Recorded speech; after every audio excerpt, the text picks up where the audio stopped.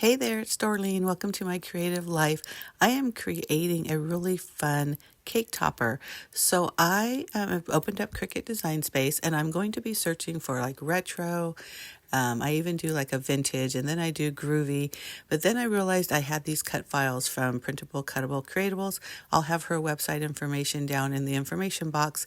But both of these were perfect for what I had in mind. So I knew that I wanted to do some sort of rainbow and I wanted it high like these ones. So I kind of ungrouped the whole images, deleted what I didn't want, and same thing with the flowers. So when you buy cut files from Printable Cuttable Creatables, she does two different types of files, if you want to call it that, within the image. So there's some that are suitable for cardstock and some that are suitable for vinyl. So that bottom half, which I deleted right away because that was more for vinyl. And you'll notice that because vinyl, you want the least amount of layers as possible, but yet on cardstock, you want layers because you want the papers to be able to stack on stuff. So anyhow, quick lesson. So I'm kind of going through because I'm not even really sure what kind of flowers I want and what exactly I want to do, but I love that one with the happy face in the middle. So I'm definitely sticking with that daisy. The other ones I'm going to kind of move around and decide, where I want them, if I want them, that type of thing. So one thing that you probably noticed when I was grouping and ungrouping those flowers is I downloaded or uploaded an unassembled version. They come with both unassembled and assembled.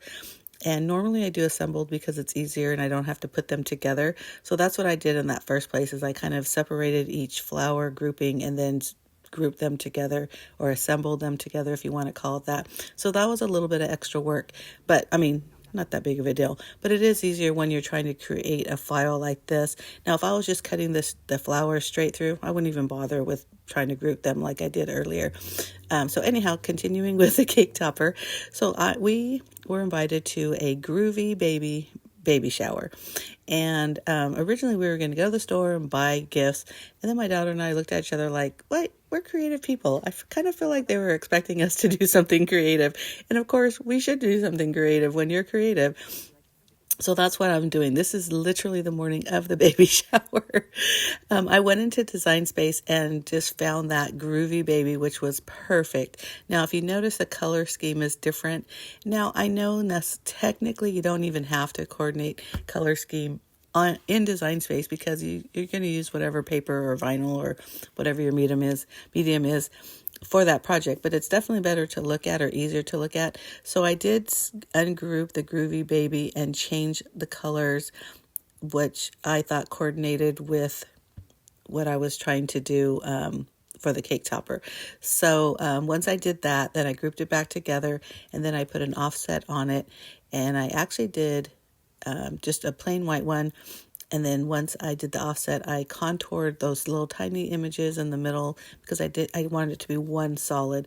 And it's always good to do an offset, especially with titles, because it's easier to place the letters. And on something like this, I definitely needed something to show me where to put the letters.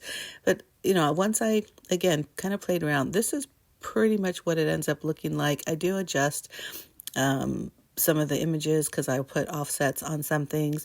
And the reason why I do that when I'm making a cake topper is because it adds more layers, and I always love cake toppers with lots of layers. Now, you don't have to use foam adhesive or something thickening or thicker to make the topper have more layers, but I just think it looks more interesting, and it's not going like in a scrapbook album or in an envelope or something like that where you need to worry about it fitting somewhere. Now that I say that, it's not going in a scrapbooking album. If you're a subscriber of mine, you've noticed when I've made cake toppers for myself or our family, they do end up in the scrapbooking album. And of course, I end up like kind of tearing out the foam adhesive, and I've been really lucky about keeping them intact. But anyhow, so I'm happy with this. What I did is I duplicated the whole image, and then I used to be Weld, and now I can't remember what it's called. But I do that because I want a solid image, again, to create layers. And then also I do an offset of that solid image because that's the back, and then it has another like layer to it. So I hope that makes sense. But I'm going to cut these out and then I'm going to put it together. Now, of course, when I was putting it together, I realized, oh, I forgot to hit record. So I already put the rainbow and that larger flower together. And basically on the rainbow, I did cut out a solid piece of that shape of the rainbow. And I just put adhesive, liquid adhesive all over it. And then I laid down the different stripes. So that was kind of an easy tip. Now I'm just really simple with the foam tape. And you can see it, how simple it is. But isn't that so cute? Now, the funny thing is I keep using the term cake topper. Well, it is a cake topper, but this is definitely a different kind of cake. We decided to do a diaper cake. Now, I didn't film the process for diaper cake, but if you go to my blog, and I'll have the link down in the information box, I do a quick description on how to make a oh my God, a caker, a diaper cake. But also you can just probably do a search in YouTube if you were interested. And there's so many cute ways to do it. Mine is pretty easy because I love easy. And I just use a coffee stirrer stick for this particular stake for the cake topper, and just use some regular glue. I usually use the tacky glue, but it was too far for me and I didn't feel like getting up. Lazy, yes, but that's okay.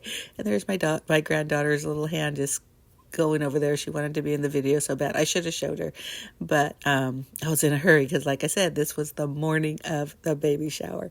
But again, super simple and so cute, and it matched perfectly with the decor from the baby shower. But I hope you enjoy this, and if you do, give me a thumbs up. Don't forget to hit that subscribe button, and thanks for watching. Bye.